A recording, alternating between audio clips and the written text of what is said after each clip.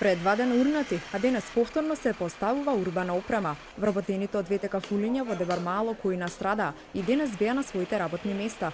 Едни го собираа шутот, други пак го опремуваа кафулето.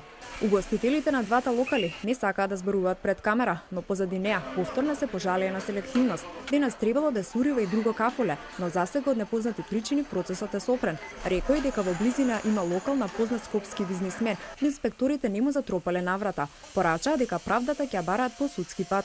Како е можно да добиеме решение за урбана обрема и истата да ја платиме, а тој да урива без никаков налог и да не извести писмено? Дојдовме до некој решение и не е јасно како градоначалникот спротивно од законот урива без никаков документ, а не ни предаде записник до нашата фирма.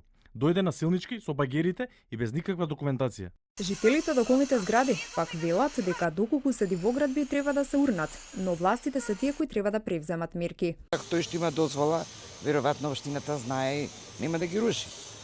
Тој што пуштил 1 метар повеќе, он има дозвола, меѓутоа ајде уште 20 сантиметри, уште 30 и така. Затоа што собствениците велат дека се е во ред, се е легално.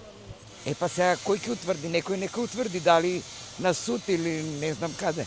Ако сите правиме тако, дека ќе ни биде крај? Много гласна музика, тока ово на Клемент Охридски.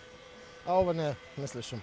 Од Општина Центар за телевизија 24 пак велат дека добиле нови решенија од овластените градежни инспектори за бесправно изградени доградби, но не откриваат кои се тие и кога ќе се уриваат. Двете кафулиња веќе трет ден се разурнати.